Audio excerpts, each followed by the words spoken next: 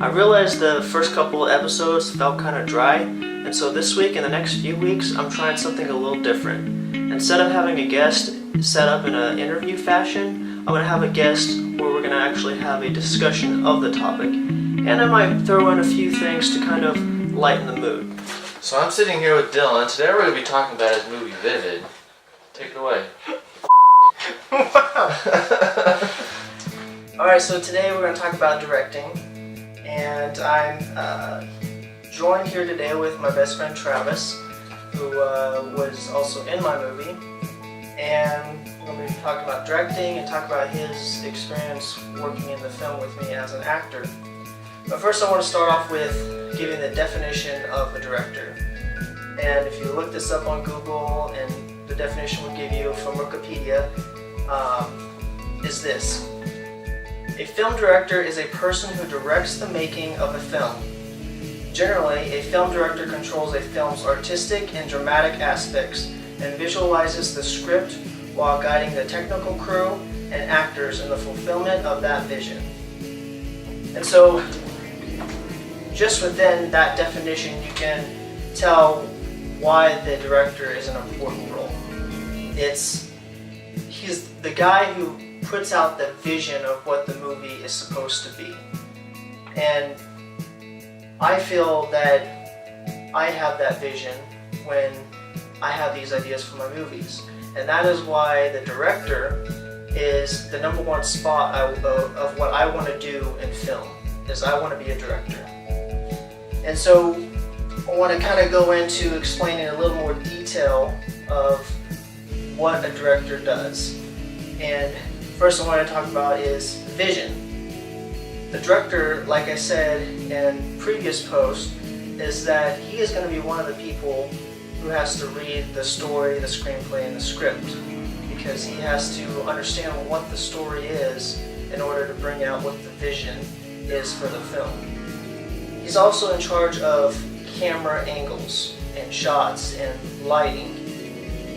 He's also in charge of scene direction and transitions. And of course, lastly, he's also in charge of the actors, helping the actors portray their characters accurately, because the actors are what sell the movie. And the director also has a big role in casting.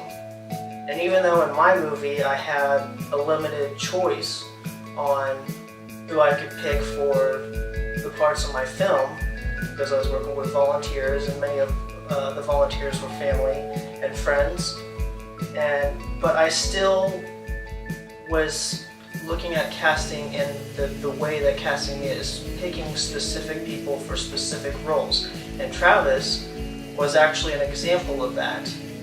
I hadn't told him this before, but I actually didn't just say, "Hey Travis, I want you for this part," but I actually had an idea for him to play another part, because one of the things directors do is they'll take a look at the characters, and if you've got characters that are connected in a way that my movie is, where the characters are generations of each other, you know, fathers, sons, grandfathers, or different stages of life of each other, then they gotta look kind of similar to each other. And Travis and I, even though the hair colors are a little different, we kind of look similar. So I originally had him to play my character's young father, but as you see in the movie, he actually plays my character's grandfather. And the reason that is because we also had his wife, Whitney, who we needed a female counterpart for the grandfather, and I didn't have that for another person I had in mind for one of the generational characters. So that is why I used Travis and his wife for the grandfather instead of the father character that I originally had set for him. And also, speaking of the female characters, hair color was also an important thing to keep in mind when picking these actors for the parts. Now obviously you don't need a specific hair color for a child to have necessarily, but you know, I didn't want to throw in like a blonde-haired girl, you know, for my mother or something like that, because, you know, statistically speaking, it's not going to really work out that way always, but that's why all the women, except for one, the great-grandmother, she has kind of a brownish, blondish hair, but all the other female characters are dark hair to go along with my hair color, and that was all involving casting process. And the director has also a big role in production design, which also involves things like choosing cars for a film. And you, Travis, were involved with a scene that involved a 63 Corvette. And I didn't specifically choose the Corvette, but I needed a car that fit a specific time period for the time period of that scene within the movie, because in my movie, as you see, it goes through different stages, through different years in life, generations in life. And so I needed a car that fit the specific time period.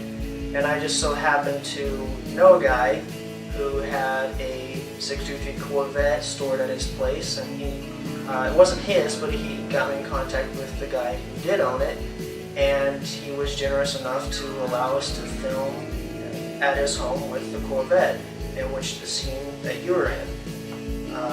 And I thought it was really interesting that you had me in that scene. I mean, it was such an honor to just see the car, but actually get inside the hood, and just being an actual technician in my day job, it meant more to me that way than anything else. I mean, it was a good experience to have in my life as well. Yeah, that's a good point. I never thought of it that way, that you are a technician and you played a part where you're kind of working on a car. That's a cool point. Another thing would be the clothing and makeup can also fall under the director's umbrella.